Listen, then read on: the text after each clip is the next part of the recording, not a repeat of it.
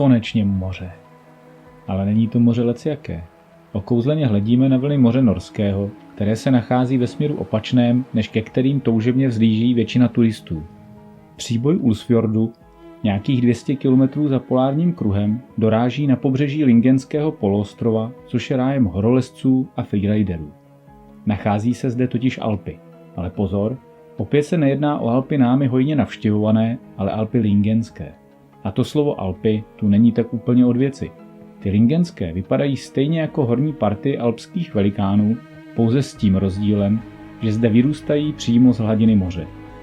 Vzpomínám si, že jsem jako malý viděl záběry lyžaře, který se řítí po strmém svahu vstříc hladině moře a nemohl jsem jako malý středoevropan absolutně pochopit, jak je to možné.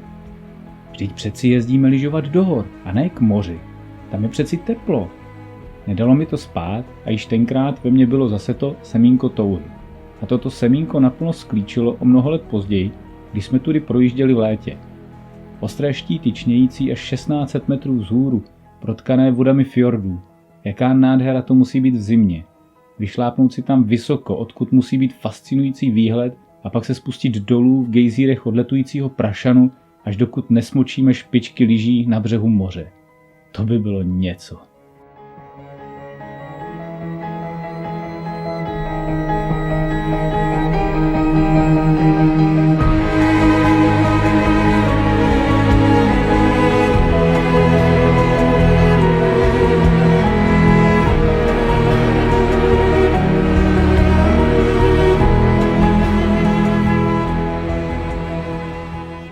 Pár let tomu ještě uplynulo, než jsme konečně došli k naplnění našeho snu, ale díky tomuto zdržení jsme jej ještě trošku vyšperkovali.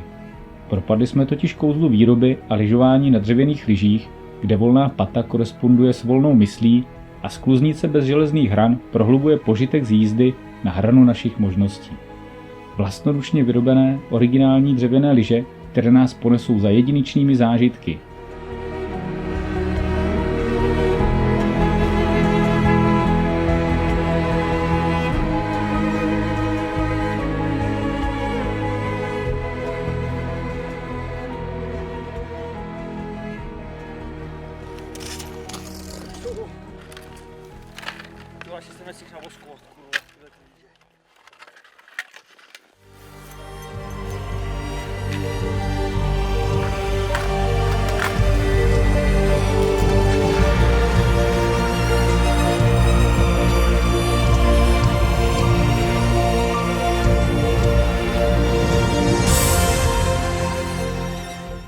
Jasánky do sněhu vykrajují své první otisky za polárním kruhem a ač by byly ochotné nekompromisně stoupat kolmo vzhůru, tak raději v klidu traverzuji, abych mohl neustále po očku sledovat tento div přírody, který mi učaroval.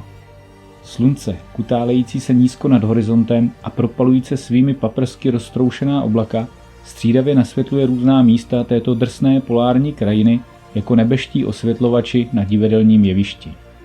Jednou jsou to temné vody fjordů, poté ostré hřebeny skal se závojí vířícího sněhu, nebo červené domečky přístavu na protějším břehu. Jako Alenka v říši divů. K úplnému naplnění snu již chybí pouze to poslední, spustit se dolů.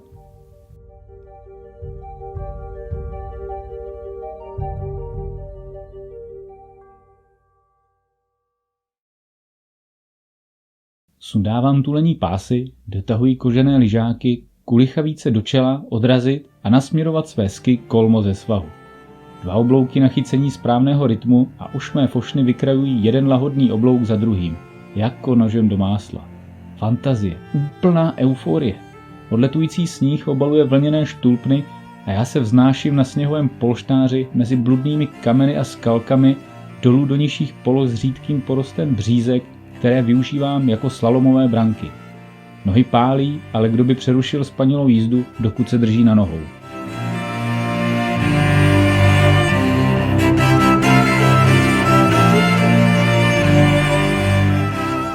Nakonec vysílením chytám učebnicového špicara obřezový kmínek a bradou rýji hlubokou brázdu ve změklém sněhu. Efektní zakončení to nádherné jízdy. Nápadně mi to připomíná milostné vyvrcholení. Spocený, stěžka oddechuji s hlavou zabořenou v bílé peřině a zavřené oči si znovu a znovu promítají právě prožité okamžiky. Ty krátké a slastné okamžiky štěstí.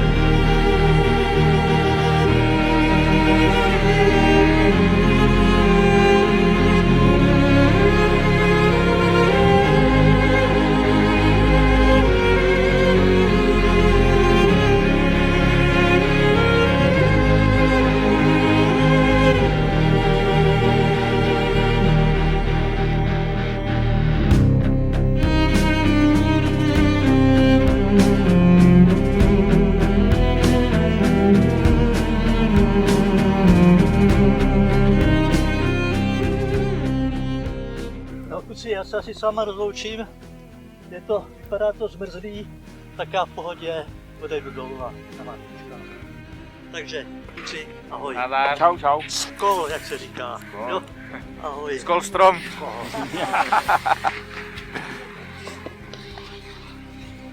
Ahoj. Ahoj.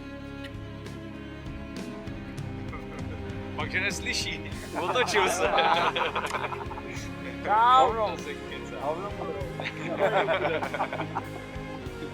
Tak nastartuje motory a jede.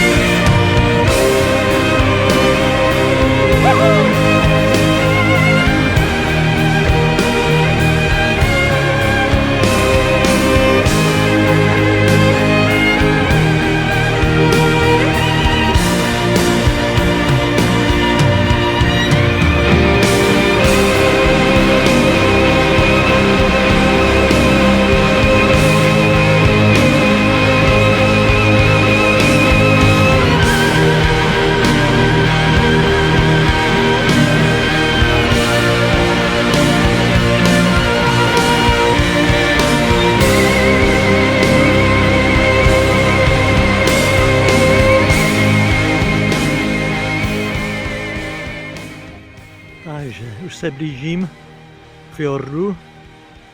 Strašně se mi to líbí. To by se líbilo každým. To je ta barva toho fjordu, co vychází. Nebo zachází do moře. A měl jsem strach. To o tom to je? Tak o tom mi taky neboj.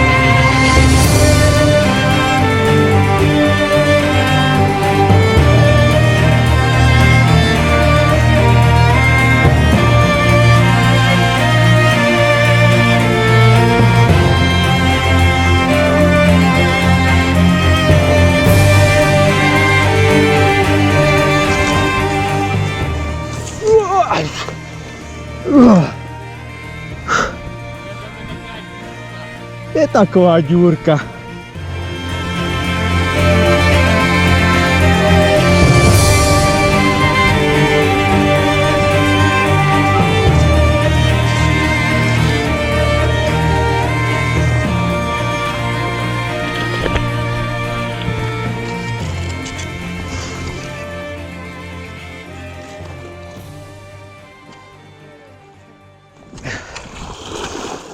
Je to slaný. Takhle jsem blízko vody na lyžích nebyl. Blízko moře. Tak běžte ledařit. No, tak nám to ujelo. Počkáme si na větší.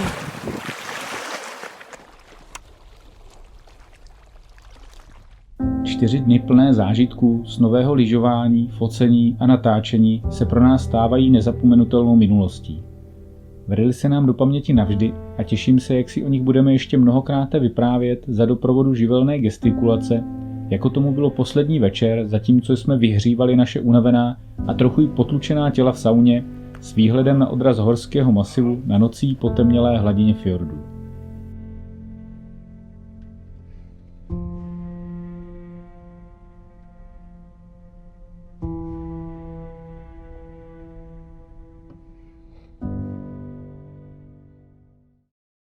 Tak jaký to je chodit po zamrzlém jezeře?